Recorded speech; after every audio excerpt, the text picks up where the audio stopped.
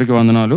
మనం ఇప్పుడు బల్లలో ఆరాధనలో వెళ్ళక ముందు కొన్ని వాక్య భాగాలు లేఖనాలు చూసుకొని మనము అర్థవంతంగా ఆత్మీయంగా ఎలా ఆరాధించాలో దేవుని యొక్క నడిపింపును కోరుకుందాం. 103వ కీర్తన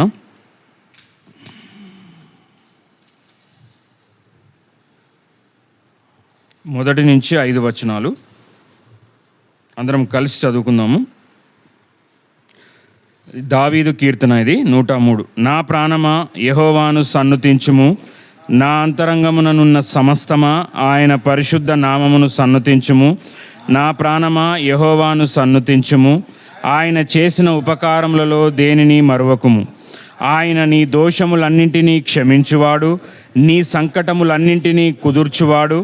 సమాధిలో నుండి నీ ప్రాణమును విమోచించుచున్నాడు, కరుణా కటాక్షములను నీకు కిరీటముగా ఉంచుచున్నాడు. పక్షిరాజు యవ్వనం వలె నీ యవ్వనము క్రొత్తదగుచుండునట్లు మేలుతో నీ హృదయమును తృప్తిపరచుచున్నాడు. చాలు. ప్రభు సహాయం నిమిత్తం ప్రార్థన చేసుకుందాం. మోకరించగలిగిన వారందరూ మోకరించండి.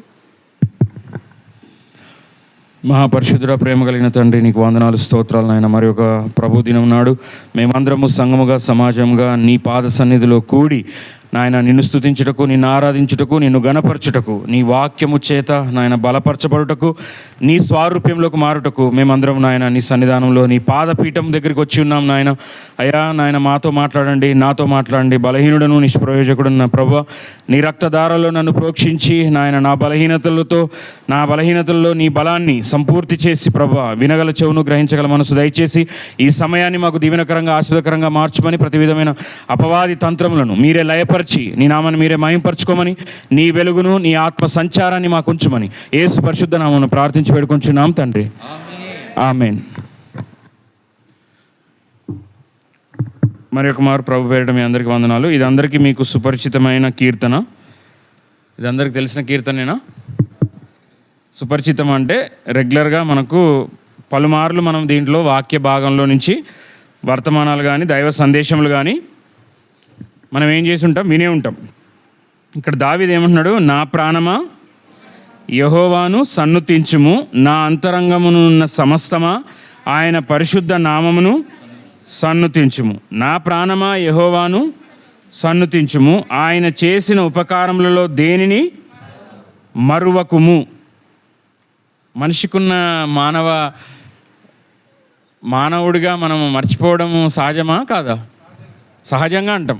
అంటే మనం దేవుడు చేసిన మేళ్ళను కానీ ఇతరులు మనకు చేసిన మేళ్ళు కానీ, ఇంట్లో చాలా వరకు కూడా ఒక దైవ సేవకులు అన్నారు, దేవుని దాసులు, దేవుని మేలులు మర్చిపోయే వరకు జ్ఞాపక శక్తి ఉండదంట. అర్థమైందా? దేవుడు చేసిన మేళ్ళు, దేవుడు చేసిన అద్భుతాలు మన జీవితంలో మర్చిపోయేవారు. అంటే నీ ప్రార్థనలకు జవాబులు ఎన్నో ఇచ్చుంటాడు. మనం పొద్దున్న లేస్తే చిన్నది మొదలుకొని పెద్ద పెద్ద సమస్యల వరకు మనం ప్రార్థన చేస్తుంటాం. ప్రార్థన చేసినప్పుడు దేవుడు దాంట్లో నుంచి జవాబు, విడుదల ఇచ్చాడు. నువ్వేం చేస్తావా? సమస్య వచ్చినప్పుడు బాగా ప్రార్థన చేసి జవాబు వచ్చిన తర్వాత మర్చిపోతాం. మరి వాక్యం చెప్తుంది, దావీదు లాంటి రాజు చక్రవర్తి చెప్తున్నాడు, తన ప్రాణంతో చెప్పుకుంటున్నాడు, నా ప్రాణమా ఆయన చేసిన ఉపకారంలో దేనిని మరువకము. మర్చిపోయేది మానవంగా సహజం అని అనుకుంటాం. కానీ ఒక ఆత్మీయుడు దేవుడు చేసిన మేలులను మరవచ్చా? నువ్వు రక్షించబడిన, నువ్వు ఏ వాక్యము చేత దర్శించబడ్డావు, నీ రక్షణ నిశ్చయత, ఏ రోజు దేవుడు నిన్ను సంధించాడు, ఏ వాక్యం ద్వారా నిన్ను సంధించాడు. మనం మామూలుగా సంవత్సరం వాగ్దానాలు తీసుకుంటామా? తీసుకోము. కానీ బైబిల్లో కొన్ని వేల వాగ్దానాలు ఉన్నాయి. దాదాపు ఒక 30,000 వాగ్దానాలు ఉన్నాయంట. ఎన్ని? 30,000 వాగ్దానాలు ఉన్నాయంట. మరి ఇప్పుడు డిసెంబర్ 31కి ఏం చేస్తాం మనం? మామూలుగా వాగ్దానం తీసుకుంటాం. అది తీసుకోవద్దని చెప్పడం కాదు, అది ఖండించడం కాదు. కానీ అలాగా తీసుకునే వాగ్దానము ఏమంటారు? LKG, first class, second class వాళ్ళ స్టాండర్డ్స్. మన ఆత్మీయత జీవితంలో చూస్తే బైబిల్ అంతా వాక్యమే. ఆ వాగ్దానాలు ప్రతి ఒక్కరిది, ప్రతి లేఖన భాగము మనం స్వతంత్రించుకోవచ్చు. కానీ వ్యక్తిగతంగా దేవుడు నీతో వాగ్దానాలు పొందుకోవాలి. మోకరించి నువ్వు ఆ వాగ్దానాన్ని దేవుడి దగ్గర తీసుకోవాలి. నీ పట్ల దేవుని చిత్తం ఏంటి, నీ బిడ్డ పట్ల దేవుని చిత్తము, దేవుని ప్రణాళిక ఏంటి. అందరి పట్ల దేవుని చిత్తం ఉంటుంది. వ్యక్తిగతంగా నీ పట్ల ఒక ప్రత్యేకమైన దేవుని చిత్తం ఉంటుందా ఉండదా? దావీదుకి ఎంతమంది సహోదరులు? ఎంతమంది? 12. యోసేపు కాదు నేను అడిగేది. యోసేపుకి కూడా దావీదుకి ఎంతమంది సహోదరులు? ఈయన ఎన్నోవాడు? చిన్నోడు. ఈయనకు ఎంతమంది ఉన్నారు ఈయనకంటే ముందు? 6 7 ఉన్నారు. మరి 7 చక్రవర్తులు కాలేకపోయారు? 7 దేవుని యొక్క హృదయానుసారులు కాలేకపోయారు? ఆ 7 దేవుని అభిషేకం, సమూయేలు లాంటి ప్రవక్త వచ్చి అభిషేకం చేయలేకపోయాడు? వారందరూ సమానమే కదా తండ్రికి. ఆయన కూడా కడసారి వాడని ఏదో ఆఫ్టర్ ఆల్ అనుకున్నాడు కదా దావీదుని.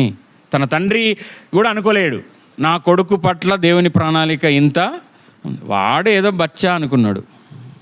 మనమంతా మన పిల్లల్ని కానీ మన తోటి వారిని కానీ మనం ఏమనుకుంటామంటే ఆఫ్టర్ ఆల్ అనుకుంటాం.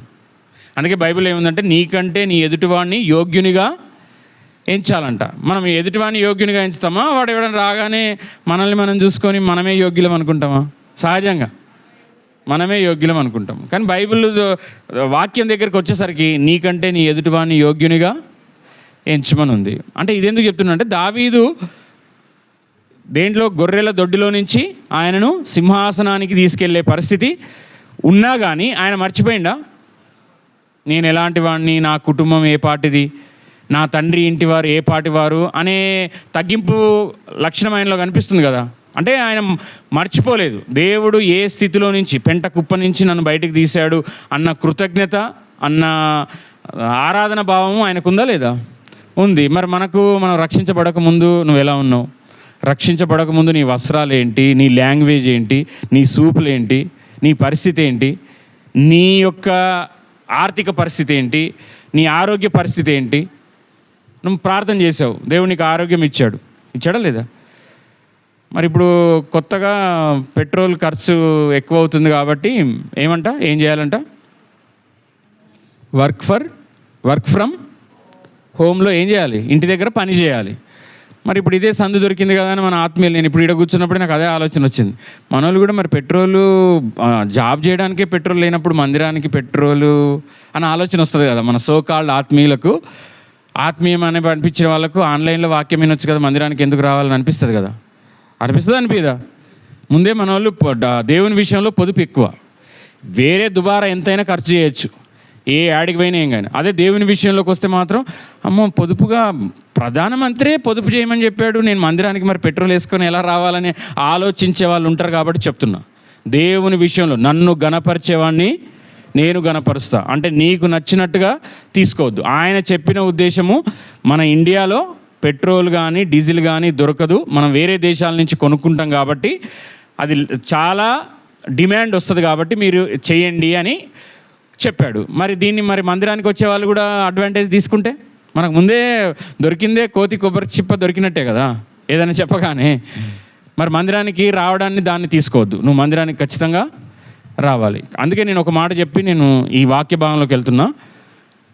ఆ యోసేపు పరిపాలించిన ఆ గవర్నర్గా ఉన్న సమయంలో చుట్టూ అంతా కరువు ఉంది, కానీ యోసేపు దగ్గర ఏం లేదు, కరువు లేదు, సమృద్ధి ఉంది. ఇశ్రాయేలీల దేశంలో ఆ ఇశ్రాయేల్ ప్రజల దగ్గర వెలుతురుంది, మిగతా ఐగుప్తంతా చీకటి ఉంది. కాబట్టి నువ్వు దేవుణ్ణి కలిగి ఉంటే అది డీజిల్ లేకపోయినా పెట్రోల్ లేకపోయినా నీ దగ్గర సమృద్ధి ఉంటుంది. బుద్ధి జ్ఞానము సర్వ సంపదలు క్రీస్తునందు గుప్తములై ఉన్నాయి. నువ్వు దేవుడు లేకుండా పెట్రోల్ అనో డీజిల్ అనో ఉంటే మన బతుకులు కూడా పెట్రోల్ డీజిలే అయిపోతాయి. పెట్రోల్ ఓపెన్ చేసి బయట పెడితే ఏమవుతుంది? ఆవిరైపోద్ది. మన జీవితం దేవుడు లేకపోతే ఏమవుద్ది? ఆవిరైపోద్ది. కాబట్టి మనం మాత్రము ఆ వాటిని తీసుకొని మందిరానికి ఎగ్గొట్టే ప్రయత్నాలు చేయొద్దు. ఇది జీవము గల దేవుని సంఘము. చూడండి ఒక మాట, 1 తిమోతి. మనం అందరం ఇక్కడికి వచ్చేది జీవము గల దేవుణ్ణి, మనమందరం ఇక్కడ దేవుని కూర్చోబెట్టం. కానీ 1 తిమోతి 3వ అధ్యాయము 14-15 వచనాలు. 1 తిమోతి 3వ అధ్యాయము 14-15 వచనం. శీఘ్రముగా నీ యొద్దకు వత్తునని నిరీక్షించుచున్నాను, అయినను నేను ఆలస్యము చేసిన ఎడల దేవుని మందిరములో అనగా జీవము గల దేవుని సంఘములో జనులు ఎలాగూ ప్రవర్తింపవలెనో అది నీకు తెలియవలనని ఈ సంగతులను నీకు వ్రాయుచున్నాను. ఆ సంఘము సత్యమునకు స్తంభమును ఆధారమునై ఉన్నది. సంఘం అంటే ఏంటంట? సత్యమునకు ఆధారమై ఉన్నదంట. జీవము గల దేవుని సంఘము. ఏం సంఘం అంట? జీవము గల దేవుని సంఘం. మనం ఇక్కడ జీవము గల దేవుణ్ణి, సజీవుడైన దేవుణ్ణి ఆరాధించడానికి, స్తుతించడానికి వస్తున్నాం. ఇక్కడ ఏదో ఆయన ఎక్కడో ఉంటాడని ఊహల్లో కాదు. ఆయన ఖచ్చితంగా సజీవుడై ఉన్నవాడు, నా ప్రార్థన ఆలకించేవాడు, నన్ను ఉద్ధరించేవాడు అనే ఉద్దేశంతో మనం ఆయనకు ప్రార్థన చేస్తున్నాం. ఇక్కడ దావీదు కూడా తన ప్రాణానికి చెప్పుకుంటున్నాడు. ఏమని చెప్తున్నాడు? ఆయన చేసిన మేళ్లను మరవకము. మరి మీకు అన్నీ గుర్తున్నాయా? దేవుడు చేసిన మేళ్ళన్నీ గుర్తున్నాయా? మీకు మైక్ ఇచ్చి నీ రక్షణ సాక్ష్యం చెప్పు, నువ్వు ఎలా రక్షించబడ్డావు, నిన్ను దేవుడు సంధించాడు, నువ్వు ఎంతమందికి దేవునిలోకి నడిపించావు, ఇప్పుడు ప్రభు నమ్మకం ముందు నీ జీవితము ఎలా ఉండే, ఇప్పుడు ఎలా ఉంది, క్లుప్తంగా ఒక మాటలో చెప్పు అని నీకు మైక్ ఇచ్చారు. లేదు, దేవుడిని నమ్ముకున్న తర్వాత, దేవుడు నీ జీవితంలోకి వచ్చిన తర్వాత దేవుడు చేసిన మేలు ఏంటో ఒక 4 చెప్పయ్యా అని మనకు మైక్ ఇచ్చారనుకోండి, టకా చెప్పగలమా? మరి దేవుడు చేశాడు అంటే మనకేముంటాయి? గర్భఫలము, ఉద్యోగము, ఆరోగ్యము, ల్యాండు, ఇల్లు, గొడవలు, అసమాధానం ఉంటే సమాధానం, ఇవే చెప్తాం. కానీ అంటే ఎవరికైనా అంట సోకాల్డ్ ఎవరికైనా ప్రార్థన భారాలు అడిగితే కూడా 80% ప్రార్థన భారాలు ఒక సేవకుడి దగ్గరికి, ఒక దాసుడి దగ్గరికి వచ్చేటి 80% అనారోగ్యాలేనంట. ఏంటి? 80% అనారోగ్యాలు, అస్వస్థతలు. ఇంకా 20%లో ఆర్థిక ఇబ్బందులు, కుటుంబ కలహాలు, ఇల్లులు, పొలాలు, పంచాయతీలు, గర్భఫలాలు, వివాహాలు, అంతే. మరి ఎవరైనా సరే ఆ సేవకుడికి నేను ప్రార్థన చేయలేకపోతున్నాను, ప్రార్థన చేసుకోవాలనే మనసు వస్తలేదు, వాక్యం చదవాలనే ఇంట్రెస్ట్ లేదు, మందిరానికి రావట్లేదు, భక్తిలో నేను ఎదగట్లేదు, నా కోసం ప్రార్థన చేయండి అని ఏ కుటుంబం కానీ ఏ వ్యక్తి కానీ రాయడంట. ఆయనకి ఏం కావాలి? ఎంతసేపు ఇహలోక సంబంధమైన ఆశీర్వాదాలు కావాలి. దేవునితో నా సహవాసం సరిగా లేదు, ఆయనతో నేను అన్యోన్య సహవాసం చేయలేకపోతున్నాను, నా భక్తిలో నేను ఎదగలేకపోతున్నాను, నేను భక్తిలో ఎదగాలి, దేవునితో ముఖాముఖిగా దేవునితో నేను మాట్లాడుకోవాలి, ప్రార్థనలో నేను తగిన సమయం గడపలేకపోతున్నానని ఎవరు రాయరంట. మరి మనలో ఎంతమందికి భక్తిలో ఎదగాలని ఉంది? నేను ఆత్మీయంగా ఎదగాలి, భక్తిలో ఎదగాలి, తర్వాత దేవుడు మొదట ఆయన నీతిని, రాజ్యాన్ని వెతికితే అవన్నీ నాకు ఇస్తాడు అనే విశ్వాసం నాకుంది, మొదట నేను భక్తిలో, ప్రార్థనలో ఎదగాలని ఉంది అన్నవాళ్ళు చేయి చూపించండి. భక్తిలో ఎదగాలని ఉంది. భక్తిలో ఎదగాలన్నప్పుడు ఏం చేయాలి? వాక్యము, ప్రార్థన ఖచ్చితంగా చేసుకోవాలి. నీకు మందిరంలో రావాలి, మందిరంలో క్రమంగా ఉండాలి. ఇప్పుడు ఏదైనా ఆఫీసర్ దగ్గరికి వెళ్ళావు, ఎలా పడితే అలా కూర్చుంటావా? ఎలా పడితే అలా ఫోన్లు తీసుకొని వెళ్ళిపోతావా? వెళ్తామా?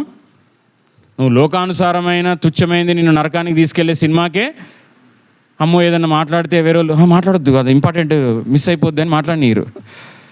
మరి వాక్యం మిస్ అయిపోదా? గంట చెప్పే ప్రసంగంలో నీకొచ్చే వాక్యం దేవుడు సిద్ధపరిచి ఇచ్చాడు, నీకు ఆ మాట కోసం కనిపెట్టి ఉండాలి. గంట వర్తమానం నీకు కాకపోవచ్చు, కానీ నీకు సంబంధించిన మాట ఏదో ఒకటి ఉంటుంది. మరి నువ్వు దానికోసం కనిపెట్టాలి కదా. అప్పటిదాకా విని నిన్ను సంధించే, నీకు ఇవ్వాల్సిన నీ ప్రశ్నకో లేకపోతే నువ్వు ఉన్న పరిస్థితికి సంబంధించిన వాక్యము నీ దగ్గరికి పంపిస్తున్నప్పుడు నువ్వు అలక్ష్యంగా, నిర్లక్ష్యంగా ఎటో వెళ్ళిపోయినావు అనుకో, నువ్వు ఆ మాట పోగొట్టుకుంటావు. మరి అలా పోగొట్టుకోకుండా ఉండొద్దు. కాబట్టే జీవము గల దేవుని సంఘంలో మనం వచ్చినప్పుడు మన ప్రవర్తన ఎలా ఉండాలంట? సరి చేసుకొని ఉండాలంట. ఈడేమంటున్నాడు? ఆయన మేళ్లను మరవద్దు అంటున్నాడంట. ఇక్కడ ఒక ఉదంతం, ఒక పిల్లోడు, ఒక యవనస్తుడు, కుర్రోడు, అంటే నాకులాగే నేను కూడా ఏం చేసేవాడిని అంటే, దేవుని నమ్ముకున్న తర్వాత విశ్వాసంలో ఉన్నాక అంటే యాక్చువల్గా ప్రార్థనా భారాలు రాసుకోవాలి కదా. ఏం రాసుకోవాలి? ప్రార్థనా భారాలు రాసుకోవాలి. నేనేం చేసేవాడిని, ఒక వైట్ పేపర్ తీసుకొని జాగ్రత్తగా వినాలి. అంటే నా దగ్గర నా దేవుని వాక్య ప్రకారం నాలో లేని లక్షణాలు ఏంటో నేను రాసుకునేవాడిని. రాసుకొని దానికి ఇంటూ పెట్టేవాడిని.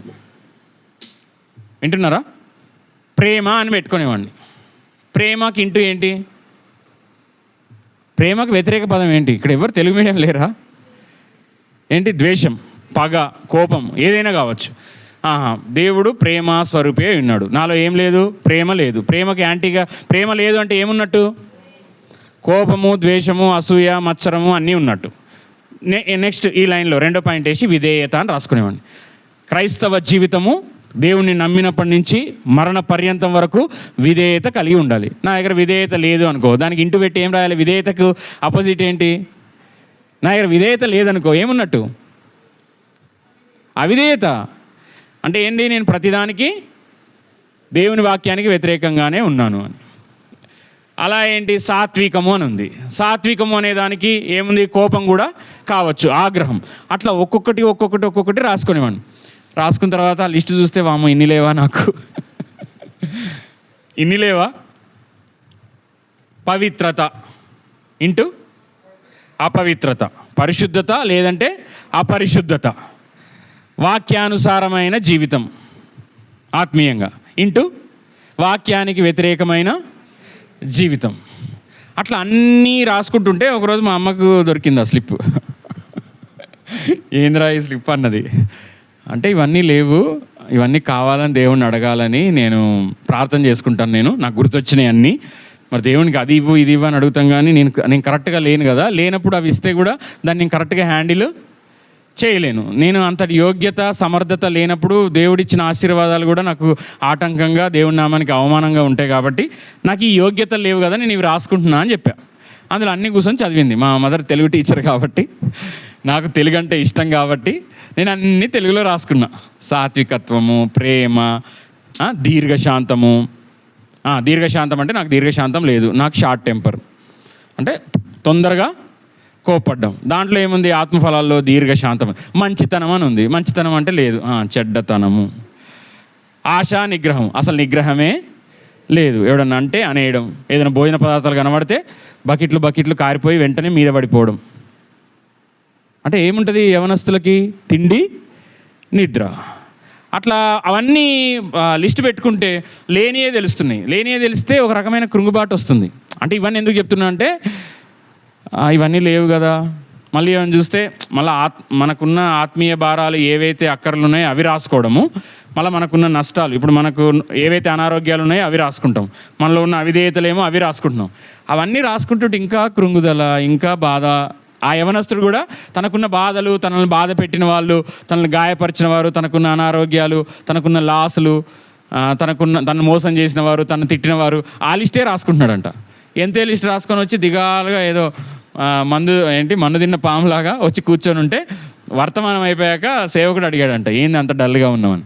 అంటే ఇవన్నీ నేను రాసుకున్నా, నాకు అన్నీ నష్టాలే, అన్నీ కష్టాలే, అన్నీ ఇలాగే ఉన్నాయి, నేను ఇవే రాసుకుంటున్నా. రోజు ఏమేం జరుగుతున్నాయో ఏం రాసుకుంటున్నాడంట? ఆ రోజు ఎవరెవరు తిట్టారు, ఎక్కడ నష్టపోయాడు, ఎక్కడ బాధపడ్డాడు, ఏం అనారోగ్యం వచ్చిందో అవే రాసుకుంటున్నాడంట. అప్పుడు ఆ సేవకుడు ఇచ్చిన సలహా ఏంటంటే, సరే ఇప్పటి వరకు నీకు నచ్చింది చేసావు కదా, ఇప్పుడు నేను చెప్పినట్టు చెయ్యని, ఆ రోజు నీకు ఏదైతే దేవుడు మేలు చేశాడో అవన్నీ రాసుకో, నెక్స్ట్ వారం నా దగ్గరికి రా అన్నాడంట. రోజు ఏమేమి దేవుడు నీకు మేలు చేశాడో అవన్నీ రాసుకోండి. ఆయన వార్తలు విన్నా, ఏం విన్నా, యాక్సిడెంట్లు అయినాయి అనుకో, అమ్మ దేవుడు నన్ను యాక్సిడెంట్ నుంచి తప్పించాడు అని రాశాడు. ఆ ఊపిరి ఆడక ఫ్యాక్టరీలో కొంతమంది చనిపోయారంటే, దేవుడు నాకు ఊపిరి ఇచ్చాడు, అసలు నేను శ్వాస తీసుకుంటుందే దేవుని దయ వల్ల, దేవుని కృప వల్ల అని, దేవా నాకు శ్వాస ఇచ్చినందుకు నీకు థ్యాంక్స్ అని చెప్పి రాసుకున్నాడంట. అట్లా ఆయన చేసిన మేలన్నిటినీ రాసుకుంటుంటే ఆ డైరీలో దేవుణ్ణి స్తుతించకుండా, దేవుణ్ణి ఆరాధించకుండా లేకుండా పోయాడంట. ఎంతో ఉత్సాహంగా, సంతోషంగా కనిపించాడంట. అంటే ఎవరైతే, ఈ మాట ఎందుకు చెప్తున్నా అంటే, ఎవరైతే నీకు జరిగిన నష్టాన్ని, నీకు కలిగి ఉన్న అనారోగ్యాన్ని, బాధని, ఓటమిని గుర్తు చేసుకుంటూ ఉంటే నువ్వు దేవుణ్ణి స్తుతించలేవు. ఆటోమేటిక్గా దేవుడు చేసిన మేళ్ళు నీ బాధల లిస్టులో అవి ఏమవుతాయి? కొట్టుకుపోతాయి. కాబట్టి నువ్వు చేయాల్సింది ఏంటి? అందుకే ఒక సేవకుడు అన్నాడు కదా, పచ్చడి మెతుకులు ఉన్నందుకు దేవుణ్ణి స్తుతించు, అవి తిని దేవుణ్ణి స్తుతించి ప్రార్థిస్తే దేవుడు బిర్యానీ తర్వాత ఇస్తాడు. నీకు పచ్చడి మెతుకులు ఇచ్చినప్పుడు నీకు కృతజ్ఞత లేదు, థ్యాంక్స్ చెప్పట్లేదు. నీకు పప్పన్నం కానీ, ఫ్రై కానీ, లేకపోతే బిర్యానీ ఇవ్వడం వల్ల ఏమైనా ఉపయోగం ఉందా? అంటే బైబిలే చెప్తుంది, కొద్ది వాటిలో నమ్మకంగా ఉండువాడు ఎక్కువ వాటిలో కూడా నమ్మకంగా ఉంటాడు. అంటే నీకు ఇచ్చిన దాంట్లోనే నువ్వు నమ్మకంగా లేవు, దేవుణ్ణి స్తుతిస్తలేవు, దేవుడు చేసిన మేళ్లను మర్చిపోతున్నావు. నువ్వు ఏదైనా కూడిక పెట్టుకున్నావు, నీ మేలు గురించి చెప్పావు ఎవరికన్నా? నువ్వు ఏదో సువార్త వాక్యం చెప్పడం, దేవుణ్ణి నమ్ముకున్నాను, ఒకప్పుడు బూతులు మాట్లాడేవాడిని, ఇప్పుడు బూతులు మాట్లాడొద్దు అని బైబిల్లో ఉంది, నా నోటిని దేవుడు పరిశుద్ధపరిచాడు, ఇప్పుడు నేను బూతులు మాట్లాడలేదని నువ్వు చెప్పగలిగావా నీ బంధువులకి, నీ స్నేహితులకి ఎప్పుడన్నా? నువ్వు ఏదో సువార్త అంటే నీ జీవితం మారిందా లేదా అనేది నీ బంధువు గుర్తించాడా? లేదు, వాళ్ళు ఫ్లాట్లు, ఇల్లులు, పిల్లల్ని హయ్యర్ ఎడ్యుకేషను, అవే వస్త్రాలు, అవే డబ్బులు, వాళ్ళు దాని గురించే లోకస్తులు ఆలోచిస్తున్నారు. ఆత్మీయులు అనబడిన వారు కూడా 24 గంటలు ఆరోగ్యము, వస్త్రాలు, ఏమి తిందుమా, ఏమి త్రాగుదుమా, ఏమి ధరించుకుందామా, ఇవన్నిటి గురించి ఎవరు చింతిస్తారట? అన్యులు కూడా వీటి గురించే చింతిస్తారా, చింతించరా? మరి ఇప్పుడు ఆత్మీయులు అనబడిన వారికి ఉన్న చింత ఏంటి? నా బిడ్డ బాగా చదువుకోవాలి, చదువుకొని ఎక్కడికి వెళ్ళాలి? ఫారెన్ వెళ్ళాలి, లేకపోతే ఇక్కడ గ్రూప్స్ రాసి ఐఏఎస్ అవ్వాలి, ఐఏఎస్ అయ్యి డైరెక్ట్ ఎక్కడికి వెళ్ళాలి? నవ్వుతారు, చెప్పండి. ఐఏఎస్ అయ్యి ఎక్కడికి వెళ్ళాలి? తల్లిదండ్రులుగా ఇక్కడ తల్లిదండ్రులు ఉన్నారా? ఉన్నాం. మనం పిల్లల్ని మంచి భవిష్యత్తు ఇవ్వాలి, వాళ్ళు చదువుకోవద్దు అని లేదు, వాళ్ళు ఉన్నతమైన స్థితిలోనే ఉండాలి. మరి వారికి ప్రభువుని ఇస్తున్నావా? వారు రక్షణ పొందడము నీ ముఖ్యమైన బాధ్యతగా ఉందా? వారు క్రీస్తును కలిగి ఉండడం నీ భాగ్యం ఉందా? వారు ఓన్లీ చదువుకొని ఉన్నతమైన స్థితిలోకి వెళ్ళడం భాగ్యం ఉందా? అన్యులు కూడా అంతే, మంచి మంచి మార్క్స్ వస్తాయి, మంచి మంచి యూనివర్సిటీల్లో చేస్తారు, వాళ్ళకు దేవుడన్నా దేవుని యొక్క సన్నిధన్నా భయం లేదు, ఏమి లేదు. వారు మరణిస్తే ఎక్కడికి వెళ్తారు?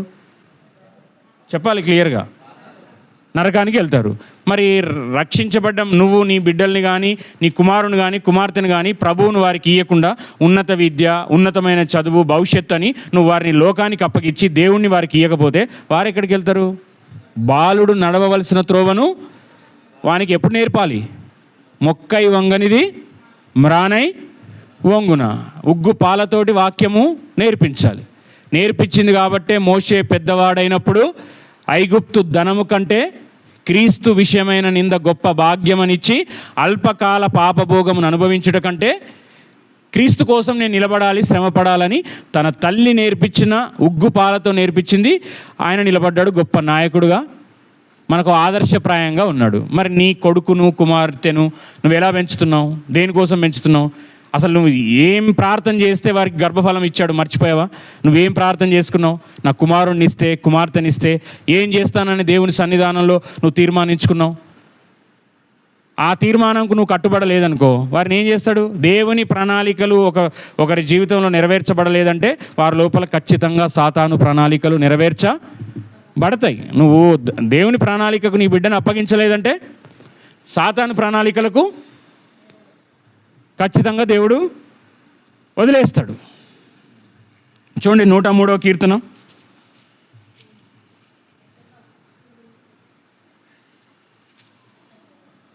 3వ వచనం. 103:3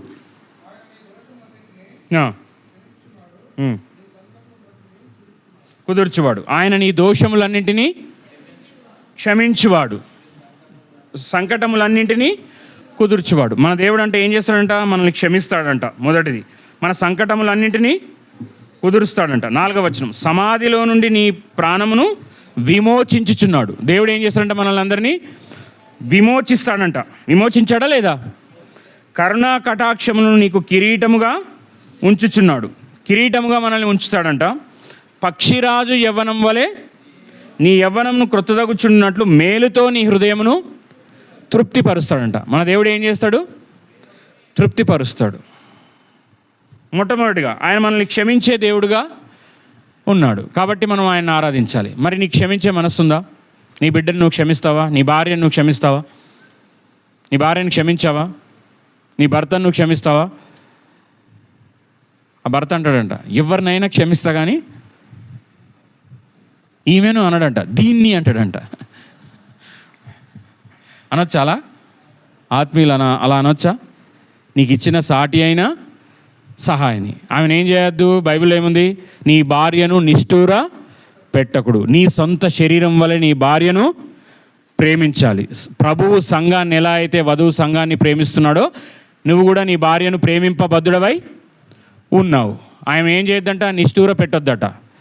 మరి నువ్వు గొడవ వచ్చినప్పుడు క్షమాపణ అడుగుతున్నావా? దాన్ని ఆమెకి ఎందుకు క్షమాపణ చెప్పేది అనే పురుషాహంకారానికి చోటు ఇవ్వచ్చా? ఇవ్వచ్చా లేదా? నేను ఒక మాట చెప్పి అంటే ముందుకెళ్తాను. అవ్వ మాట విని పండు తిన్నాడు. ఎవరు? ఆదాం. అది తప్పు, అది తప్పు. అవ్వ మాట విని ఆదాం ఏం చేశాడు? పండు తిని దేవుని ఆజ్ఞకు అతిక్రమించాడు కాబట్టి పాపం చేశాడు. మరి శారా మాట వినుమని అబ్రహాంకు చెప్పాడు దేవుడు. చెప్పాడా లేదా? ఆ తల్లి తప్పు చేసింది, కానీ ఈ తల్లి శారా ఆత్మీయురాలు చెప్పిన మాట అబ్రహాం వినమన్నాడా లేదా దేవుడు? మనం వాక్యాన్ని అంటే వాక్యానుసారంగా ఏది కరెక్టో అది చెప్తే భార్య చెప్పిన మాట కూడా వినొచ్చు. భార్య ఆత్మీయురాలు, వాక్యానుసారంగా జీవించే వ్యక్తి అయితే శారా లాంటి ఆత్మీయత కలిగితే ఆ సలహా తీసుకోమని దేవుడు కూడా నీ భార్య మాట వినుడు ఎందుకు, నా మాట విను అనలేదు. అక్కడ వినమన్నాడా లేదా? వినమన్నాడు. మరి అక్కడ ఆదాము ఏం చేశాడు? పాపం చేసే మాటల్లో మాత్రం కూడగలుపుకొని వినొద్దు. మందిరానికి ఎగ్గొట్టే పని, మందిరానికి వద్దనుకొని వివాహాలకు వెళ్ళే పని, ఫంక్షన్లకు వెళ్ళే పని అలా చేయొద్దు. అననీయ సప్పీర్లు కూడా ఏం చేశారు? కొంత దాచుకొని అబద్ధం చెప్పారు. ఇద్దరు కూడబలుకొని మంచి అండర్స్టాండింగ్లో. మనకైతే కొంపలు కూల్చే విషయంలో ఎంత అండర్స్టాండింగో, వేరే వాళ్ళ మీద దుమ్మెత్తిపోయడానికి, ఇంటి మీదకి శాపాలు తెచ్చుకోవడానికి ఎక్కడ లేని అండర్స్టాండ్. మనం ఏం చేద్దాం మరి, సేవకు కానీ పరిచర్యకు కానీ అట్లా ఆలోచించుకోరు. ఆ చీర వేసుకొని వచ్చింది ఆమె. ఆ స్తుతి కూడికలు ఆ చీర చూసినప్పటి నుంచి నాకు ఒకటే ఉంది, నాకు కూడా అది ఉంటే బాగుండు అంటది. కానీ ఆమె ఎంత మంచిగా సాక్ష్యం చెప్పింది, ప్రార్థన చేసింది, తగ్గించుకుంది, నేను అలా ఉండలేకపోతున్నాను అడగదు భర్తని, నా కోసం ప్రార్థన చేయని. ఏమడుగుద్ది? నాకు కూడా ఆ చీర కావాలి. ఆయన బైక్ కొనుక్కున్నాడు, అది ఇట్లా ఎక్సలేటర్ ఇస్తే 60-70 పోతుందంట. నీకు లూనానే చక్కగా నడపరాదు, నీకేం కావాలి? బైక్ కావాలి. అంటే మనము ఏం మాట్లాడుకుంటున్నాం? భార్యాభర్తలుగా మన బిడ్డల్ని ఆత్మీయంగా ఎలా పెంచాలి? పోయిన సంవత్సరం కంటే ఈ సంవత్సరం మనం అలాగే ఉన్నాం. దేవుని మందిరానికి కానీ, సేవకుడికి కానీ, సేవకు కానీ మనం ఎలా సపోర్ట్ చేయాలి? మన సమయాన్ని ఇంకా సేవా పరిచర్యలో ఎలా వాడాలనే తపన ఉందా? ఏం ఆలోచించుకుంటున్నారు? మనల్ని క్షమించేవాడంట. మరి నువ్వు నీ భార్యని క్షమిస్తావా? నీ బిడ్డల్ని క్షమిస్తారా? కొంతమంది వాళ్ళ తండ్రి ఆ కుమారుడు వాళ్ళ కుమారుని తప్ప మిగతా వాళ్ళందరినీ క్షమిస్తాడు. మరి నువ్వు క్షమించబడిన వ్యక్తిగా దేవుడు మనల్ని క్షమించకపోతే మనం ఇక్కడ ఉండేవాళ్ళమా? ఈ రోజు వరకు కూడా నిన్ను క్షమిస్తూనే ఉన్నాడు కదా. నువ్వు పర్ఫెక్ట్ కాకపోయినా, దేవుడు ఆశించినట్టుగా నువ్వు జీవించకపోయినా, ఆయన తూకంలో నువ్వు కరెక్ట్గా లేకపోయినా నిన్ను భరిస్తున్నాడు. దీర్ఘశాంతం అంట. ఎంత దీర్ఘం అంటే అంత దీర్ఘం, నీకు దమ్మున్నంత దీర్ఘం. ఆ దీర్ఘశాంతంలో నువ్వు నేను ఉన్నావు కాబట్టే మనం క్షమించబడి సమయోచితమైన సహాయం పొందుతూ ఆయన మందిరంలో ఇలా రాగలిగాం. మరి నీ కుమారుని నువ్వు క్షమించకపోతే ఇంకెవరు క్షమిస్తారు? నీ భార్యను నువ్వు క్షమించకపోతే ఇంకెవరు క్షమిస్తారు? నీ భర్తను నువ్వు క్షమించకపోతే ఇంకెవరు క్షమిస్తారు?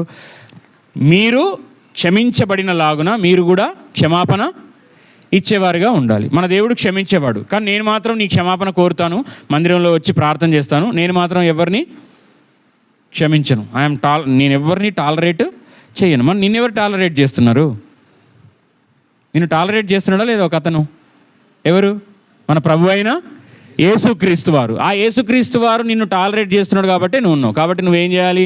సహనముతో, దీర్ఘశాంతంతో నువ్వు కూడా క్షమించే వ్యక్తివై ఉండాలి.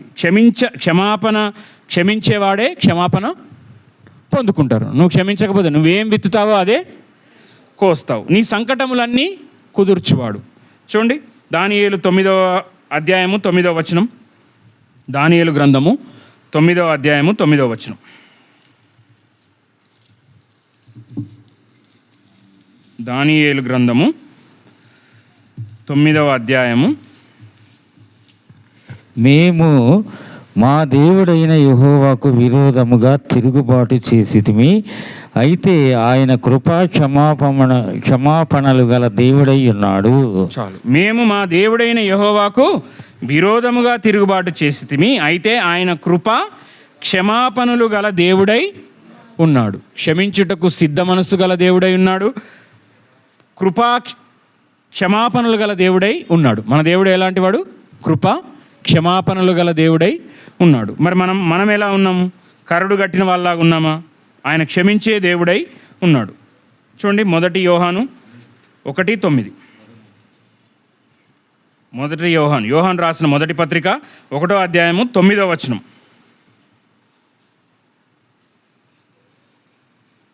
మొదటి యోహాను 1వ అధ్యాయము 9వ వచనం.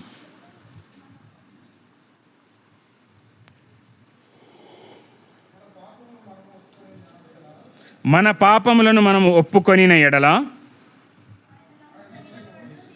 ఆయన నమ్మదగిన వాడును నీతిమంతుడును గనుక ఆయన మన పాపములను క్షమించి సమస్త దుర్నీతి నుండి మనలను పవిత్రులుగా చేయును.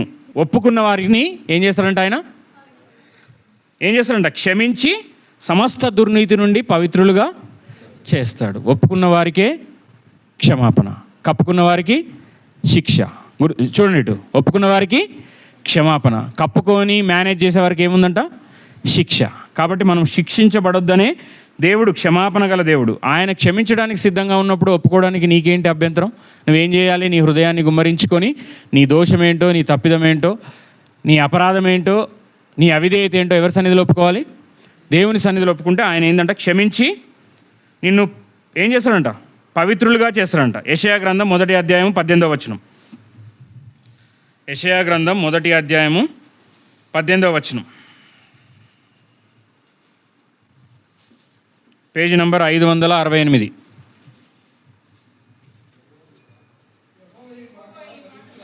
యెహోవా ఈ మాట సెలవిచ్చుచున్నాడు, రండి మన వివాదము తీర్చుకుందాము. మీ పాపములు రక్తము వలె ఎర్రనివైనను అవి హిమము వలె తెల్లబడును, కెంపు వలె ఎర్రనివైనను అవి గొర్రె బొచ్చు వలె తెల్లనివి అగును. నువ్వెంత పాత రోత జీవితంతో ఉండి ఈ లోకంలో ఉన్న ఏ చాకలివాడు తెలుపు చేయని చాకలి సబ్బు వంటి వాడంట మన దేవుడు. ఎలాంటి వారు? నీ పాపపు డాగులను, మచ్చలను, మరకలను ఏం చేస్తాడు? ఆయన రక్తంలో కడిగి శుద్ధి చేస్తాడంట. తెల్లని గొర్రెబొచ్చులాగా చేస్తాడంట. మీకా గ్రంథము 7వ అధ్యాయం 9వ వచనం చూడండి. మీకా గ్రంథము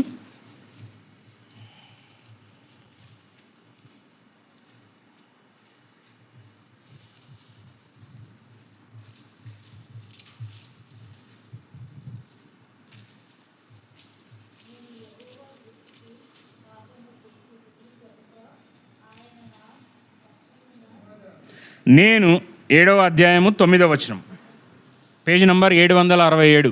ఇంతసేపు పడుతుందంటే బైబిల్ మనము చదవట్లేదని తెలుస్తుంది.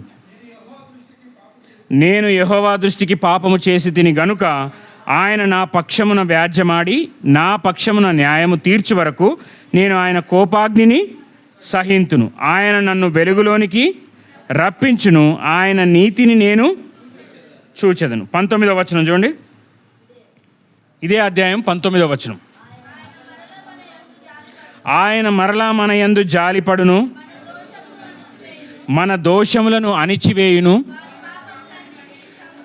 వారి పాపములన్నింటినీ సముద్రపు అగాధములలో నీవు పడవేతువు. సముద్ర అగాధంలో పడవేసింది దొరుకుద్దా? మళ్ళీ దొరకదు. మనం క్షమిస్తాం. ఎట్లా క్షమిస్తాము? వాడి ఇల్లు గడప దాటిన దాకా క్షమిస్తాం. పోని భార్యని క్షమిస్తారు. కానీ మళ్ళీ ఏదన్నా అన్నదనుకో, పాత టేప్ రికార్డ్ లాగా మొత్తం తీస్తామా లేదా? నీకు ఆ రోజు కూడా నువ్వు అలాగే చేసావు, నీకు ఈ మధ్య ఎక్కువైంది అని ఆయన స్టార్ట్ చేస్తాడు, ఈమె స్టార్ట్ చేస్తుంది. అంటే నువ్వు క్షమిస్తే మళ్ళీ దాని గురించి మాట్లాడొచ్చా? దాని గురించి ఎత్తొచ్చా? వారిని పదే పదే పొడిచి బాధ పెట్టొచ్చా? దేవుడు అంట మన పాపాలని క్షమిస్తే ఏం చేస్తాడంట? Forgive and forget. దేవుడు క్షమిస్తాడు, మర్చిపోతాడు. మనం ఏం చేస్తాము? క్షమిస్తాము, జ్ఞాపకం పెట్టుకుంటాం. టైం వచ్చినప్పుడు నీ సంగతి అంతేనా? చూస్తారా? అక్కడ చూడొచ్చా?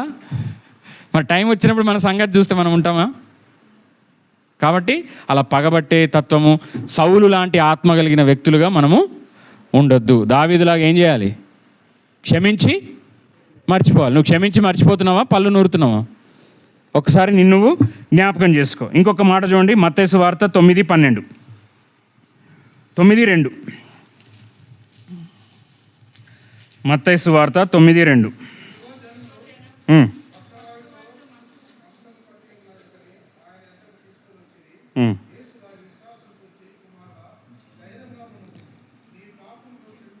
ఇదిగో జనులు పక్షవాయువుతో మంచము పట్టియున్న యొకన్ని ఆయన యొద్దకు తీసుకొని వచ్చిరి. యేసు వారి విశ్వాసమును చూచి, కుమారుడా, ధైర్యముగా ఉండుము, నీ పాపములు క్షమించబడి ఉన్నవని పక్షగాయువు గల వానితో చెప్పాను. అంటే ఇక్కడ ఆయనకు ఉంది ఏంటి? అనారోగ్యం. ఇటు చూడాలి. ఇప్పుడు నీకేమో అనారోగ్యం ఉంది, ఏదో ఒక అనారోగ్యం ఉంది. నీకుందో, మీ భార్యకుందో, భర్తకుందో, బిడ్డకుందో, లేకపోతే నీ బంధువుకుందో, ఎవరికో ఉందో. ఇప్పుడు నువ్వు దేవుని దగ్గరికి తీసుకొచ్చావు. ఇక్కడ దేవుడు ఏం చేస్తున్నాడు? దేని డీల్ చేస్తున్నాడు? మొట్టమొదట నీవు స్వస్థత పొందాలంటే దేవుని యొక్క క్షమాపణ పొందుకోవాలి. ఏం చేయాలి? దేవుని క్షమాపణ పొందుకుంది నీకు ఆరోగ్యము రాదు. ఈ పక్షవాయువు వల్ల వాడు ఏం పొందుకున్నాడు? మొట్టమొదట ఆరోగ్యం పొందుకునక ముందు నీ పాపములు క్షమించబడి ఉన్నవి. నీ పాపాలు క్షమించబడితే ఆటోమేటిక్గా నీకున్న అనారోగ్యము ఏమవుద్ది? దేవుడు స్వస్థపరుస్తాడు. నీకున్న అప్పులు, ఆర్థిక ఇబ్బందులు, తిరగబడే స్వభావం గల కోరాహు సంతతిగా లాంటి కుటుంబంలో ఉన్న అభిరాము, కోరాహు లాంటి బిడ్డలు, ఎదురు తిరిగే పిల్లల్ని కూడా ఏం చేస్తాడు? దేవుడు వంచుతాడు. నువ్వు ప్రార్థన చేస్తే ఎవరిని ఏ డిగ్రీస్లో వంచితే అది బెండ్ అవుద్దో మనకు తెలుసు. మనం ఏం చేస్తాము? ఇలాగ వంచేద్దామని చూస్తాం. ఏమవుద్ది? అది ఇరిగిపోద్ది. అప్పుడు ఏం చేయాలి? వీడు మాట ఇంట్లేడు, ఎదురు తిరుగుతున్నాడు అంటే మోషే ఏం చేశాడు? దేవుడికి అప్పగిచ్చాడు, ప్రార్థన చేశాడు. ప్రార్థన చేస్తే వాళ్ళని ఉంచాడా లేదా? ఉంచుతాడు. కాబట్టి నువ్వు ఆత్మీయంగా ఉన్నప్పుడు బిడ్డలు మాట వినకపోయినా ఎదురు తిరిగే స్వభావం, తిరుగుబాటు స్వభావం, కయీను మార్గం లాంటి మార్గం గుండా, బిలాము నడిచిన మార్గం గుండా వెళ్ళే వాళ్ళు కుటుంబంలో ఉంటారు. ఉన్నప్పుడు ఏం చేయాలి? వాళ్ళని దండించి దూషించి క్షమించకుండా ఉండొద్దు. ప్రార్థన చేసి నువ్వు చెప్పాల్సింది చెప్పాలి, దేవునికి వారిని అప్పగించాలి. దేవుడే తగిన సమయమందు వారిని ఏం చేస్తాడు? మార్చుకుంటాడు. కాబట్టి ఇదేముంది? పాపములు క్షమించబడితేనే మనకు స్వస్థత. నీ సంకటములన్నీ కుదుర్చువాడు. నీ సంకటాలన్నీ పోవాలంటే మొట్టమొదట నువ్వేం చేయాలి? నీ దోషాలేంటో, నీ పాపాలేంటో, నీ అవిధేయత ఏంటో, నీ అక్రమం ఏంటో. అంత్య దినములలో ఏమవుతుందంట? ప్రేమ. ఇది చాలా జాగ్రత్తగా గుర్తుపెట్టుకోవాలి. ప్రేమ ఏమవుద్ది? పెరుగుతుందని ఉందా, చల్లారుతుందని ఉందా? అంత్య దినములలో ప్రేమలు చల్లారుతాయి. ఒకటి, అక్రమము విస్తరిస్తుంది. ఇక అన్యాయం అనేది మనం న్యూస్ ఛానల్ చూస్తే మంచిది అనేది కామన్. మంచిది అనేది దొరకదు. 99% మనము నిన్న ఒక పిల్లోడు తన తల్లి బ్యాగ్ చూసిందంట. ఆ బ్యాగ్లో లవ్ లెటర్ కనబడ్డదంట. ఏం లెటరు చెప్పాలి? వింటున్నారా లేదా? లవ్ లెటర్ కనబడ్డదంట. కనబడితే మందలు ఇచ్చిందంట. ఇది తప్పు నాయన, బుద్ధిగా చదువుకో అని చెప్పిందంట. చెప్తే వాడు, ఆ వ్యక్తి వేరే వాడిని ఫ్రెండ్ని తీసుకొచ్చి వాళ్ళ తల్లిని చంపేసిర్రు. ఇద్దరు కలిసి చంపేసిన వాళ్ళు చంపేసిర్రు.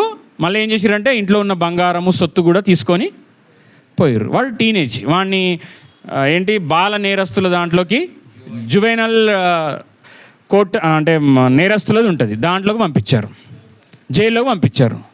అంటే పిల్లలు ఎలా ఉన్నారు? తల్లి ఏం చేసింది? కొట్టలేదు, ఇంకా మందలించింది అంతే. ఇది తప్పున ఆయన అని చెప్పింది. ఆమె చేసింది తప్ప? ఇప్పుడు నువ్వు క్షణిక ఆవేశంలో నువ్వు తల్లిని చంపేశావు. తల్లి వచ్చుద్దా నీకు? రాదు. నువ్వెక్కడుంటావు? కాబట్టి ప్రేమలు అంత్య దినముల్లో చల్లారిపోతాయి. అంటే భర్త, భార్య అని కానీ, బిడ్డలు, తల్లి అయినా మర్చును కానీ నేను నిన్ను మరవను అని అంటే తల్లి మర్చిపోతుందని దేవుడు ఎప్పుడో చెప్పాడు. అందుకే పెంట కుప్పల మీద, బస్ స్టాండ్లలో వదిలేసి నిన్న కోదాడలో ఒక ఆమె అంట, వాళ్ళ చిన్ననాటి ఫ్రెండు భర్త, భార్య, పిల్లోడు ఉన్నాడు. ఆమెకి ఎప్పుడో పాత స్నేహితుడు కలిశాడంట ఆ బస్ స్టాండ్లో. ఆ తల్లి బస్ స్టాండ్లో పిల్లోడిని వదిలేసి వెళ్ళిపోయింది. ఆ పిల్లోడు పాపం మమ్మీ మమ్మీ మమ్మీ అని బస్ స్టాండ్లో తిరుగుతూ ఉంటే పోలీసులు అవన్నీ చూసి మళ్ళీ సీసీ ఫుటేజ్లు అవి తీస్తే ఆ మమ్మీ ఏ బండి ఎక్కిపోయిందో, ఏ డమ్మిగాన్తో పోయిందో చూసి ఆ మమ్మీ పని, ఆ డమ్మీ పని చేశారనుకో. అంటే ఇప్పుడు ఏముంది? కన్న పాశానికి ఏమన్నా అర్థం ఉందా? లేదు. అంటే బిడ్డలని తల్లి అయినా మర్చునేమో కానీ నేను నిన్ను మరవను అనేది అక్షర సత్యం. తల్లులు మర్చిపోతున్నారు.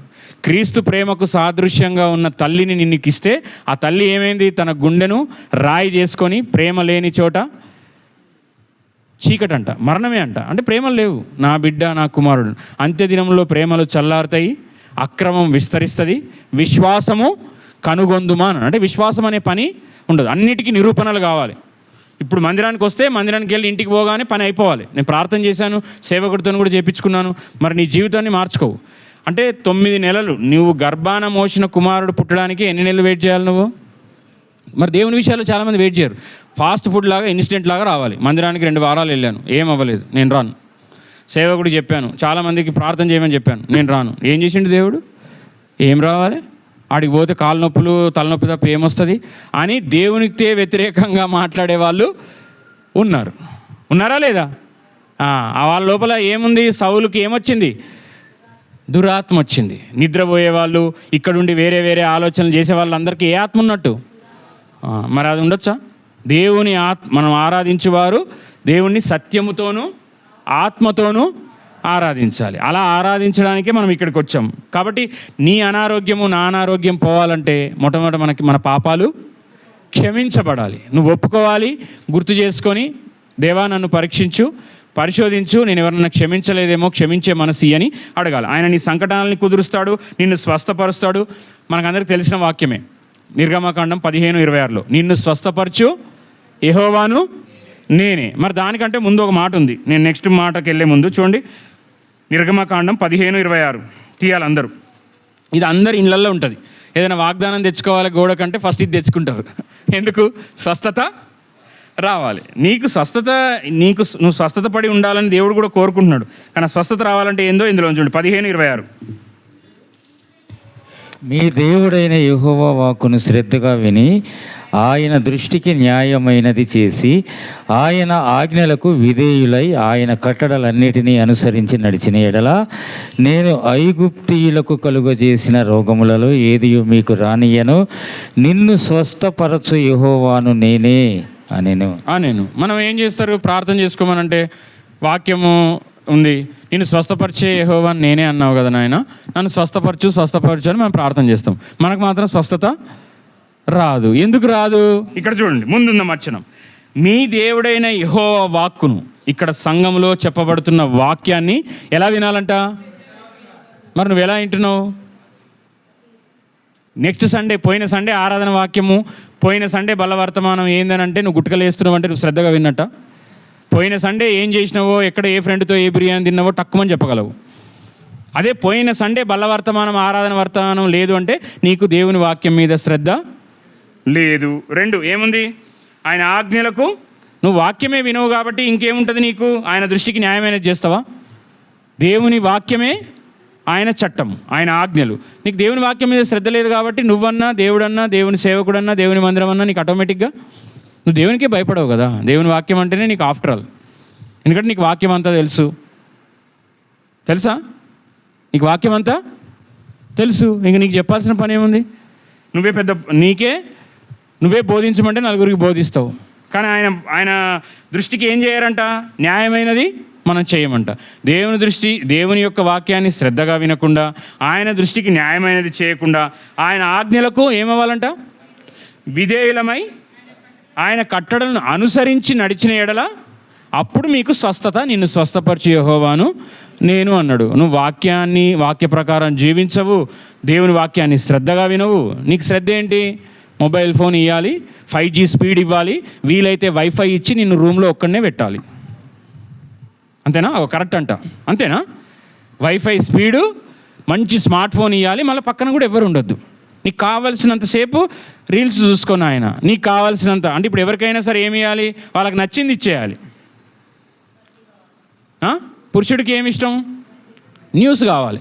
తమిళనాడులో ఏమైందో కావాలి, వాళ్ళ ఇంట్లో ఏమవుతుందో అవసరం లేదు, ఆయన ఒంట్లో ఆత్మీయత ఏమవుతుందో అవసరం లేదు. కానీ తమిళనాడులో ఎవరు సీఎం ఎవరో కావాలి, ఎవరి దగ్గరికి వెళ్ళగానే వెంటనే నీకు ఎంత పొలిటికల్ నాలెడ్జ్ ఉందో చూపించుకోవాలి. తమిళనాడులో చూసావా విజయ్, ఆయన జోసెఫ్ అంట, అది మన మనోడే జోసెఫ్ విజయ్ అంట.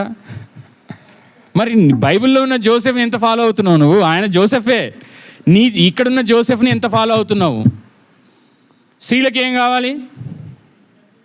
యథార్థంగా చెప్పాలి, వస్త్రాలు, నగలు, వీలైతే కొత్త వంటకాలు. నేను చెప్తున్నా తప్పైతే నన్ను క్షమించండి అమ్మా. ఈ ఎండాకాలం ఏం తినబుద్ధి అవ్వట్లేదు అక్క, వదిన. మంచిగా ఇది చేస్తే ఎలా ఉంటుంది? ఇన్స్టెంట్గా పచ్చడి ఎలా పెట్టాలి అవ్వుంది, కానీ ఇన్స్టెంట్గా నాకు ప్రార్థన చేసుకోవడానికి అవకాశం లేదు, ఎలా చేయాలి? Instant coffee, instant fast food లాగా ఇన్స్టెంట్గా నేను ప్రార్థన చేసుకోవాలి, అర్జెంటుగా పని ఉంది, వెళ్ళాలి, డ్యూటీకి వెళ్తున్నా, ప్రార్థన చేయడానికి సమయం లేదు, ఇన్స్టెంట్ ప్రేయర్లు ఏమైనా ఉన్నాయా? అలా ప్రేయర్ చేస్తే దేవుడు ఏమన్నా వింటాడా అని ఆశ ఉందా? అవి అడుగుతామా మనం? అవి అడగాలి. మనకు ఎప్పుడు చూసినా భూ సంబంధమైన వాటి మీద ధ్యాస ఉండొద్దు. ఆయన క్షమించేవాడు, 2 స్వస్థపరిచేవాడు, 3 మనల్ని విమోచించేవాడు. చూడండి కీర్తన 48వ వచనం. కీర్తనల గ్రంథము 40వ అధ్యాయము 8వ వచనం. కీర్తన 48. 2వ వచనం చూడండి. ఫస్ట్ 42. నాశనకరమైన గుంటలో నుండి జిగటగల దొంగ ఊబిలో నుండి ఆయన నన్ను పైకెత్తెను, నా పాదములు బండ మీద నిలిపి నా అడుగులు స్థిరపరచెను. ఇది కూడా దావీదు కీర్తనే. జిగటగల దొంగ ఊబిలో నుండి ఆయన నన్ను పైకెత్తెను, నాశనకరమైన గుంటలో నుంచి అంట. ఏ గుంట? వ్యభిచారం అనే గుంటలో పడ్డాడు దావీదు. పడ్డా లేదా? నేను రాలేకపోతున్నాను, ఈ గుంటలో నుంచి బయటికి రావాలి అని దేవుణ్ణి ప్రాధేయపడుతున్నాడు. నా పాదములు బండ మీద నిలిపి నా అడుగులను స్థిరపరచండి. ఆ వ్యభిచారం అని అంటే గుర్తుపెట్టుకోండి. ఇది చూడండి, నన్ను మనం రక్షించబడిన తర్వాత అందరిలో సేమ్ ఒకటే పాపం ఉండదు. నీలో ఒక ప్రధానమైన సిన్ను, బలమైన సిన్ను ఉంటుంది. కొంతమందికి సినిమాల పిచ్చి ఉంటుంది, కొంతమందికి అమ్మాయిల పిచ్చి ఉంటుంది, కొంతమందికి డబ్బు పిచ్చి ఉంటుంది, కొంతమందికి త్రాగుడు పిచ్చి ఉంటుంది. ఏదో ఒక చెడు వ్యసనానికి నీ జీవితం మొత్తంలో ఏదో ఒకటి స్ట్రాంగ్ ఉంటుంది. కొంతమందికి పేరు పిచ్చి, కొంతమందికి బట్టలు పిచ్చి, కొంతమందికి పాపము చెయ్యరు కాని వాళ్ళు వింటారు, చెవు కోసేసుకుంటారు. ఏమైందో చెప్పేదాకా నువ్వు పొరపాటున ఒక మాట అడిగినావు అనుకో, ఏదో చెప్తాను మర్చిపోయినావు, అది చెప్తే అది కంపల్సరీ ఏమి వినాలి. ఆ పాపపు మాటలు, ఆ ముసలమ్మ ముచ్చట్లు, అపవిత్రమైన ముసలమ్మ ముచ్చట్లు వినాలి. విన్నదాకా ఒప్పుకోరు. వెళ్ళిపోయినా కానీ నేను తర్వాత ఫోన్ చేస్తాలే, మిగతా తర్వాయి భాగం మనం ఫోన్లో చూసుకుందాం. ఎట్టి పరిస్థితుల్లో వాక్యంలో నేను వెళ్ళిపోయాను, మిగిలిన వాక్యం ఏం చెప్పాడు, రిఫరెన్స్లు ఏం చెప్పాడు, నేను మందిరానికి రాలేకపోయాము, ఏ వాక్యం చెప్పాడని అడగం. ఇప్పుడు ఎవరన్నా రాలేదనుకో మందిరానికి, నువ్వేం చేయాలి? కొన్ని పరిస్థితుల్లో గుండా రాలేవు. అప్పుడు ఏం చేయాలి? దేవుడి మహాకృపను బట్టి యూట్యూబ్ ఉంది, నువ్వు వినొచ్చు. అలా మందిరానికి రాని వాళ్ళు ఇంకోటి ఏంటంటే నేను గమనిస్తుంది, యూట్యూబ్లో మన వాళ్ళే వాక్యం వినట్లేదు. నువ్వు మళ్ళీ ఆదివారం వాక్యం విన్న తర్వాత మళ్ళీ ఆదివారం దాకా మందిరానికి రావు. నువ్వు మళ్ళీ ఇంకొకసారి మననం చేసుకోవచ్చా లేదా? చేసుకోవడానికి రిపీటెడ్గా వినొచ్చా లేదా? వినొచ్చు. మరి మన యూట్యూబ్ మనకు దేవుడు అవకాశం ఇచ్చినప్పుడు అవకాశాన్ని ఎందుకు సద్వినియోగం చేసుకోవట్లేరు? చాలా సంఘాల్లో లేవు. మీరు మళ్ళీ వినొచ్చా లేదా? విని దేవుడు ఏం మాట్లాడాడు, ఎక్కడ ఏందనేది అవకాశం ఉందా లేదా? ఆ పాట అయినా వాక్యమైనా. మరి ఎందుకు మన సంఘస్థులకు ఫోన్లు లేవా, యూట్యూబ్లు లేవా, లేకపోతే ఓన్లీ మనది తప్ప మిగతా అన్నీ చూస్తున్నారా? మన దానికి మనకు లైక్ కొట్టమని మళ్ళీ ప్రత్యేకించి చెప్పాలా? దేవుని వాక్యానికి లైక్ కొట్టనోడు ఇంకా దేనికి కొడుతున్నట్టు? ఇంకా దేనికో లైక్ కొడుతున్నట్టు. ఆ లైక్ కొట్టినోడు వాడు అటే తీసుకొని పోతాడు. వాక్యానికి లైక్ కొట్టినోడు వాక్యంతో ఉంటాడు. నీకు లైక్ కొట్టమని చెప్పాల్సిన అవసరం లేదు, చూడమని బొట్టు పెట్టి చెప్పాల్సిన పని లేదు. నువ్వు ఖచ్చితంగా వాక్యాన్ని చూడాలి. అసలు ఏం నడుస్తుంది, ఏమవుతుంది, ఈ ఛానల్ ఎందుకు పెట్టారు, ఆయన ఎందుకు అంత ప్రయాసపడుతున్నాడు పెద్ద ఆయన అని గ్రహింపు ఉండాలనా లేదా మనకి? నేను కూడా చూసుకొని ఒకళ్ళు రాలేదనుకో, పాటలు ఏం పాటలు పాడారు, ఏ వాక్యము, ఏమైంది, మంచి ఏంది, చెడేంది, నేను ఏది మర్చిపోయినా, నేను ఎలా పోతుంది అని సరి చేసుకోవడానికి మనకు వాక్యం కావాలా వద్దా? కావాలి. కాబట్టి మనము టెక్నాలజీని కూడా దేనికోసం వాడాలి? దేవుని కోసం వాడాలి. ఆయన మనల్ని జిగటగల దొంగ ఊబిలో నుంచి లేవనెత్తాడంట. నీవు ఏ ఊబిలో ఉన్నావో, నువ్వు ఏ బానిసత్వం అనే దాంట్లో ఉన్నావో, రహస్య పాపాలు మనకు బయటికి చెప్పకపోవచ్చు, కానీ మన జీవితంలో ఏదో ఒక రహస్య పాపం బలమైంది ఉంటుంది. దాంట్లో మనం పోరాడుతూ ఉంటాం బయటికి రాలేక. దావీదు కూడా పోరాడాడు. అందుకే ఆయన ఏం చెప్పాడు? జిగటగల దొంగ ఊబి నుండి ఆయన నన్ను పైకి లేవనెత్తాడు, నా పాదములు బండ మీద, క్రీస్తు అనే బండ మీద నిలిపిన అడుగులను స్థిరపరచండి. నిన్ను స్థిరపరిచేవాడు, నువ్వు ఉన్న ఊబిలో నుంచి బయటికి తీసుకొచ్చే సామర్థ్యం గలవాడు ఎవరైనా ఉన్నారంటే ఈ లోకంలో ప్రభువైన యేసుక్రీస్తు. ఈ లోకంలో ఉన్న మోటివేషనల్ స్పీకర్సో సైకాలజిస్టుల వల్లనో కానిది దేవుని వాక్యం వల్ల అవుతుంది. మెడికల్ ఫీల్డ్లో ఉండి కూడా నేను చెప్తున్నా, సైకాలజిస్టులు మోటివేషనల్ స్పీకర్స్ అంతా ఓకే అంటారేమో, కానీ అప్పుడు పూర్తికి, ఎందుకంటే వాడు అవి మందులు పెడతాడు, లేదంటే షాక్ ఏమని ఇస్తాడని భయపడి హాస్పిటల్కి పోగానే మనం ఏమంటాం? ఎంతో బుద్ధిగా మీరు ఎలా అంటే అలా, మీరు ఏం చెప్తారు? మందులు ఇప్పుడే వాడమంటారా? 3 నెలల తర్వాత ఖచ్చితంగా రావాలా? ఏవేవి తినొద్దంటారు? అవన్నీ ఏం తినడు, వానికి నచ్చినవి తింటాడు. కానీ ఏమంటాడు డాక్టర్ ముందు? ఏవేవి ఆరోగ్య జాగ్రత్తలు తీసుకోవాలని. అంటే నేను చాలామందిని చూస్తా, స్మోకింగ్ తాగొద్దు, మందు తాగితే నువ్వు చచ్చిపోతావు అని చెప్తాడు. నీకు పడట్లేదు, నీ లివర్ పాడైందని. వాడు మళ్ళీ తాగేసే వస్తాడు. ఏదో ఫ్రెండ్స్ బలవంతం చేస్తే తాగాను. నేను ఎవరు ఫోర్స్ చేస్తే తాగాడంట. ఎవరన్నా ఫోర్స్ చేస్తేనే తాగుతాడంట. అకేషనల్లీ నేను తాగుతాను, రెగ్యులర్గా తీసుకోనని. ఆ డాక్టర్ దగ్గరికి ఆ ఫ్రెండ్ వచ్చాడంట. ఈయన ఎవరు అంటే, ఈయన ఫోర్స్ చేయడానికి ఒక మనిషిని పెట్టుకున్నాను, ఆయన ఫోర్స్ చేస్తాడు, ఈయన తాగుతాడు. ఎవరికి నష్టం? ఎవరి లివర్ పాడవుతుంది? సో మనం ఏ బంధకాల్లో ఉన్నా, ఏ జిగటగల దొంగ ఊబిలో ఉన్నా, దేవుడు మనల్ని విడిపించుటకు చాలిన దేవుడు. చివరిగా ఆయన నిన్ను తృప్తిపరుస్తాడంట. నీకు కిరీటం ధరింపజేస్తాడు, ప్లస్ తృప్తిపరుస్తాడు. ఏం తృప్తిపరుస్తాడు? చూడండి, 103వ కీర్తన 5వ వచనం. పక్షిరాజు యవ్వనము వలె నీ యవ్వనము క్రొత్త దగుచుండునట్లు మేలుతో నీ హృదయమును తృప్తిపరచుచున్నాడు. చాలు, మేలుతో నీ హృదయాన్ని తృప్తిపరుస్తున్నాడు. ఇప్పుడు ఒక యవనస్తుడి దగ్గరికి వెళ్ళండి, ఏమైంది, ఎందుకు 20 సంవత్సరాల్లో ఉన్నావు, ఎందుకు తాగుతున్నావు, స్మోకింగ్, డ్రగ్స్, ఈ చెడు స్నేహాలు ఎందుకు అంటే డిప్రెషన్. ఏమైంది అంటే మంచి మార్కులు రాలేవు, ఒక వ్యాపారం పెట్టాను, అందులో లాభం లేదు, చెడు వ్యసనాలు ఉన్నాయి, ఇంకెందుకు, నేను ఎట్లా పాడైపోయాను కదా, నన్ను క్షమించేవాడు లేడు, నాకు ఏది తృప్తినిస్తుందంట. ఎందుకు మూవీస్ చూస్తున్నావు అంటే, నేను చాలా డిప్రెషన్లో ఉన్నాను, ఆ 3 గంటలన్నా ప్రశాంతంగా ఉందామని. మరి ఆ 3 గంటలు అయిపోయిన తర్వాత నీకు ప్రశాంతత ఉంటుందా? నీ ఓటమి కాస్త జయంగా మారిపోద్దా? నీ బట్టలు చింపుకొని చప్పట్లు కొట్టి అన్నీ ఇసిరేసిన తర్వాత నీకు బట్టలు లేకుండా అయిపోతావు. కానీ నువ్వు టికెట్ డబ్బులు తీసుకున్నాడు, వాడు పెద్దగా పేరు ప్రఖ్యాతలు, వాడు లోకానుసారంగా అన్నీ సంపాదిస్తాడు. కానీ నువ్వు నేను ఫ్యాన్ ఏసీ నన్ను తిరుక్కున్నవాడు, నీ జీవితం ఏడుంటుంది? అవునా కాదా? మనకెవరు ఫ్యాన్ కావాలి?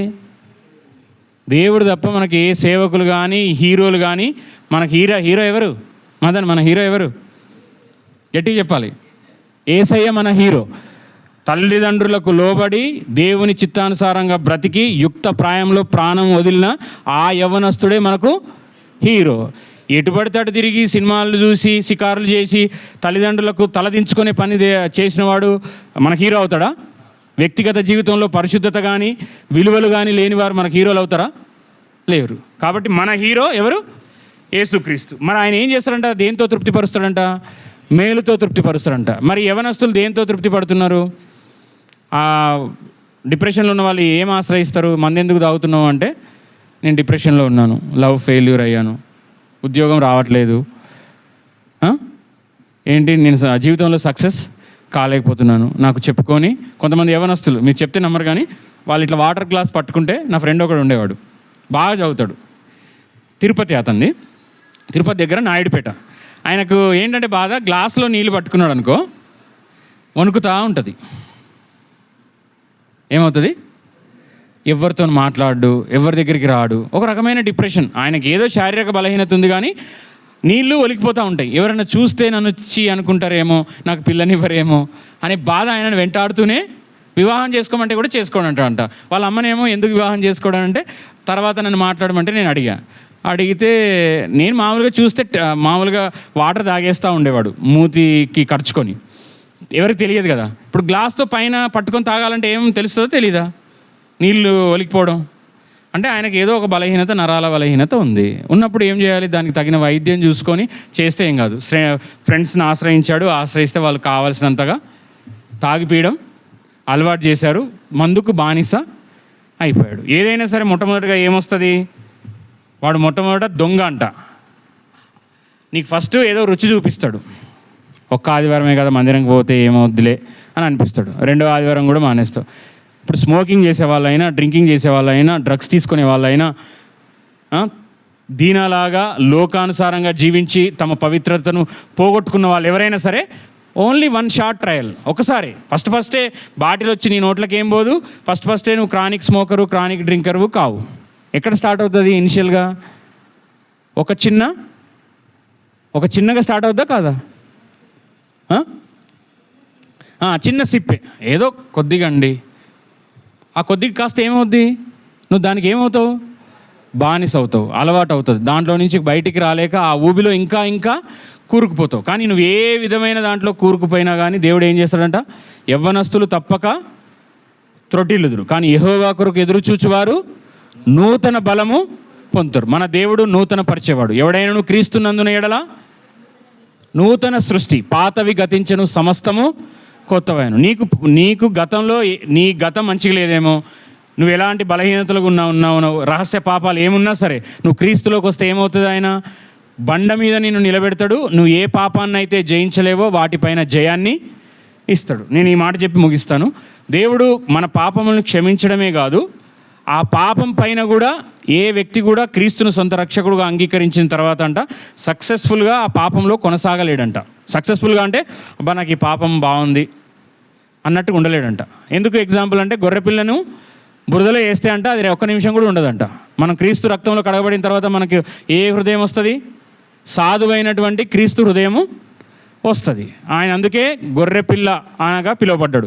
పక్షులన్నిటిలో సాధువైన పావురంగా పిలువబడ్డాడు. పావురంలో చేదు అనే సంచి ఉండదు, చేదు అనేది ఉండదంట. ఆ ఏదైనా ఒక తినకూడదు తింటే అది వెంటనే చచ్చిపోద్దంట. ఇప్పుడు మనకు కోడికి మన అందరికీ చేదు ఉంటుందా ఉండదా?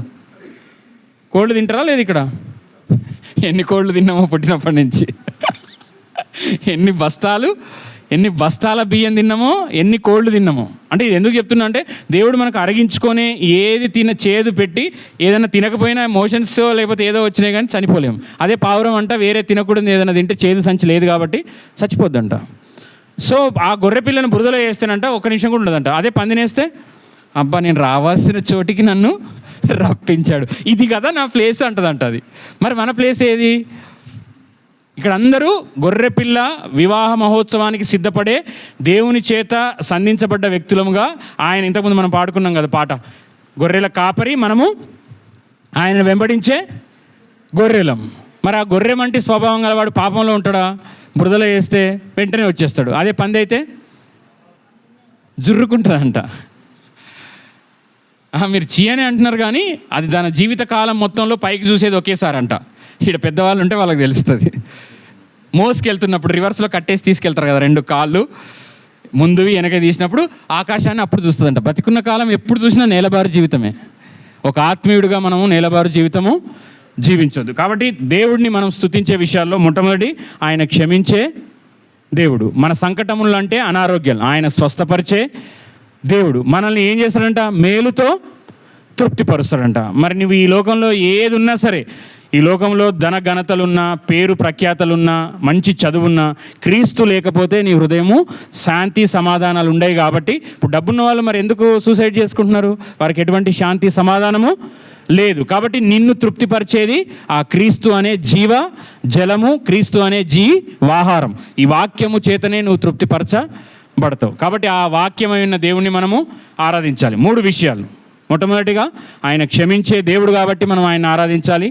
2, ఆయన మన సంకటములను, మన అనారోగ్యాలని స్వస్థపరిచే యెహోవాగా ఉన్నాడు కాబట్టి ఆయన పొందిన గాయముల చేత మనకు స్వస్థత ఉంది కాబట్టి దేవుణ్ణి మనం స్తుతించాలి. చివరిగా ఆయన తృప్తిపరిచే దేవుడు. మనల్ని ఎన్నో మేళ్లతో తృప్తిపరిచాడు కాబట్టి ఆ మేళ్ళు మర్చిపోయినందుకు దేవుని దగ్గర క్షమాపణ అడిగి ఆయన మేళ్ళు గుర్తు చేయమని మనం ఆయనను ఆత్మతో సత్యముతో ఆరాధించుదుము గాక. దేవుడి కొద్ది మాటలు దీవించును గాక.